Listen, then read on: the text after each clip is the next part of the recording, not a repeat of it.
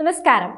യമനിലെ ഹൂത്തികളെ പിന്തുണച്ചാൽ പ്രത്യാഘാതം നേരിടേണ്ടി വരുമെന്ന് ഇറാന് അമേരിക്കൻ പ്രതിരോധ സെക്രട്ടറി പീറ്റ് ഹെഗ്സത്തിന്റെ മുന്നറിയിപ്പ് വന്നിരിക്കുകയാണ്.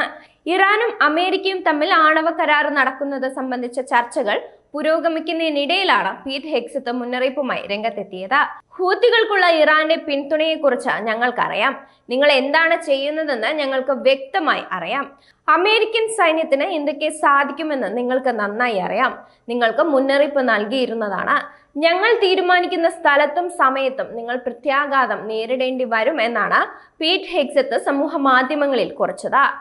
ഹൂത്തികൾ നടത്തുന്ന ഏത് ആക്രമണത്തിന്റെയും ഉത്തരവാദിത്തം ഇറാനാണെന്ന് കണക്കാക്കുമെന്ന അമേരിക്കൻ പ്രസിഡന്റ് ഡൊണാൾഡ് ട്രംപിന്റെ മാർച്ചിലെ സമൂഹ മാധ്യമ പോസ്റ്റും അദ്ദേഹത്തിന് പിന്നാലെ പങ്കുവച്ചു.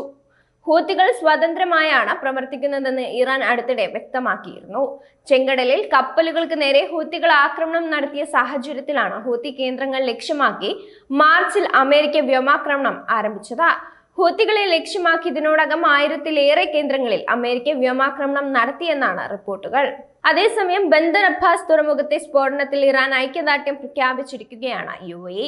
സ്ഫോടനത്തിൽ 4 പേർ കൊല്ലപ്പെടുകയും 100 കണക്കിന് പേർക്ക് പരിക്കേൽക്കുകയും ചെയ്തിട്ടുണ്ട്.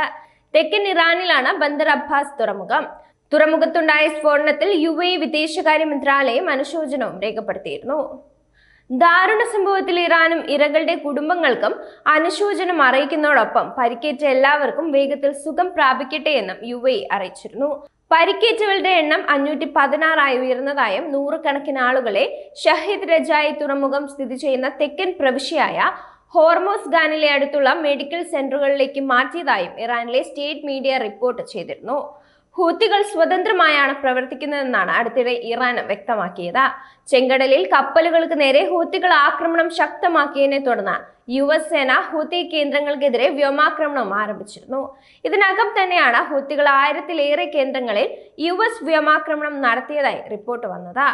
ട്രംപ് ഭരണകൂടം ഹൂത്തികൾക്കെതിരെ പ്രചാരണം ശക്തമാക്കിയതിനു ശേഷം സംയുക്ത ഓപ്പറേഷനും ആരംഭിച്ചിരുന്നു. കഴിഞ്ഞ ദിവസം ബ്രിട്ടീഷ് സൈന്യം അമേരിക്കൻ സേനയുമായി ചേർന്ന് യമനിലെ ഹൂത്തി കേന്ദ്രങ്ങൾക്കെതിരെ വ്യോമാക്രമണം നടത്തിയതായി പ്രതിരോധ മന്ത്രാലയം അറിയിച്ചിട്ടുണ്ട്. തലസ്ഥാനമായ സനയ്ക്ക് തെക്ക് ഭാഗത്തുള്ള ഒരു കൂട്ടം കെട്ടിടങ്ങളെ ലക്ഷ്യമിട്ടായിരുന്നു ആക്രമണങ്ങൾ നടത്തിയതെന്ന് ബ്രിട്ടീഷ് പ്രതിരോധ മന്ത്രാലയം പുറത്തിറക്കിയ പ്രസ്താവനയിൽ പറയുന്നുണ്ട്. കടലിൽ കപ്പലുകളെ ആക്രമിക്കാൻ ഹൂത്തികൾ ഡ്രോണുകൾ ഉപയോഗിക്കുന്നുവെന്നും ബ്രിട്ടീഷ് പ്രതിരോധ മന്ത്രാലയം വ്യക്തമാക്കിയിരുന്നു.